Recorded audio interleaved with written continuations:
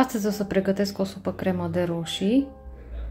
Cam astea sunt ingredientele, deci bineînțeles roșii, o bază de legume, eu am pus morcov, țelină, praz, ceapă roșie și albă, pătrunjel, cartofi, un ardei.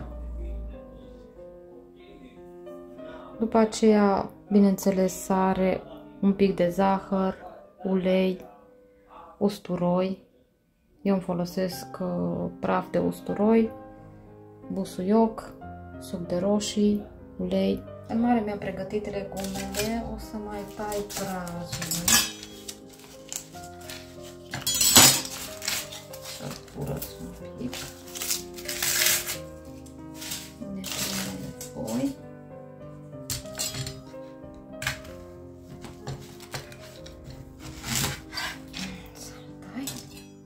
Eu, în general, toate mâncărurile pe care le pregătesc fără prăjire,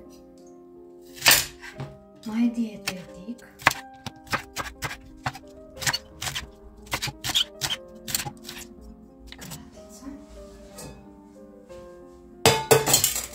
Cum procedez? O să pun ulei.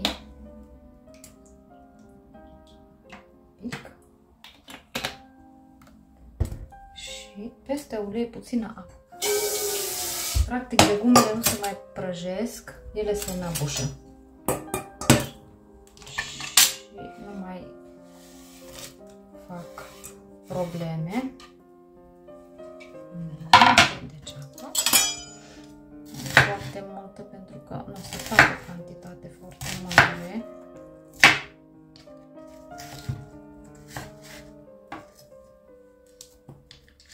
O să le tai mai mărunt, deși fiind o supă cremă, urmează să fie dată prin blender, așa că contează foarte tare să felul în care eu le tai. Ceapă roșii,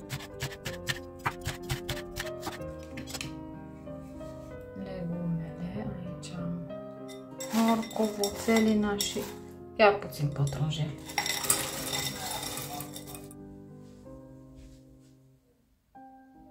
Pun pe ea capacul așa încât o să se înăbușă. Între timp o să tai și ardeiul. Acesta nu are foarte mare importanță de data asta. Cum îl tai. Acum o să intre la blender. Așa, o să tai cartofii. Cartofii pun și pentru gust și pentru că ei conțin amidon, așa o să-i dea un pic de consistență.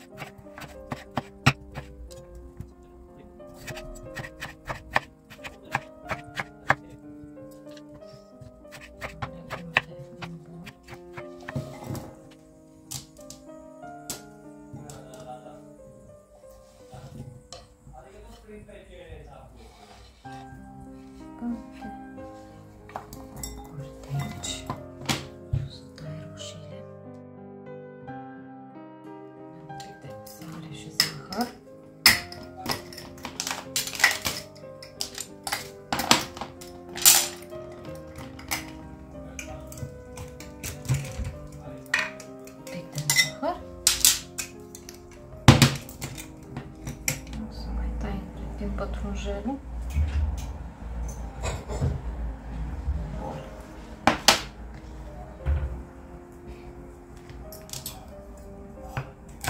Să tai și codițele. În momentul în care l-am spălat, am văzut că miroase frumos. Și o să-i pun și codițele. Mai dea o aromă.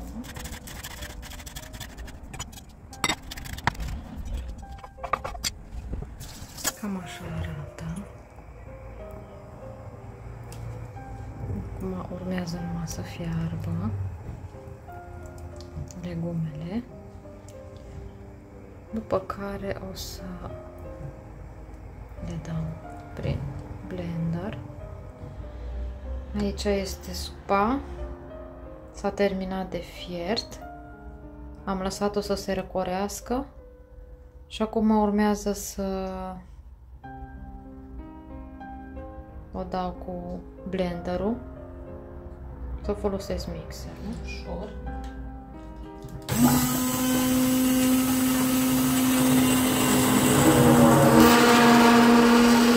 Cam asta e. Nu a mai rămas nimic. Acum o să-i pun un pic de praf de usturoi. Dacă puneam usturoi, trebuia pus mai din timp, așa praful de usturoi pot să pun la sfârșit. Și mai vreau să-i pun niște supe roșii.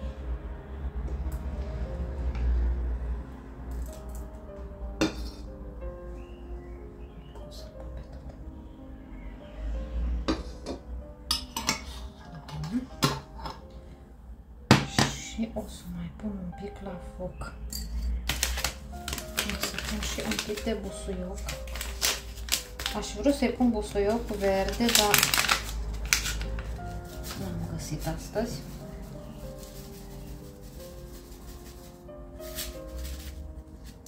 Și pătrunjelul un pic și mai la urmă.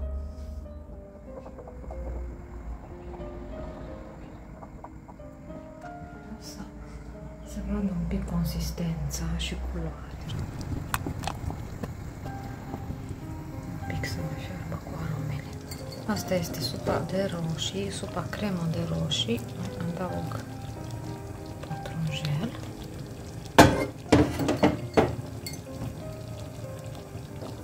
Tot. Și opresc focul.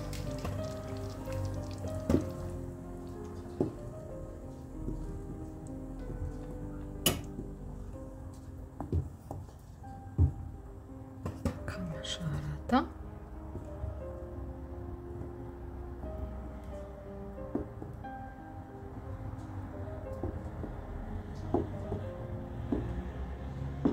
Asta este supa cremă de roșii. Poftă bună!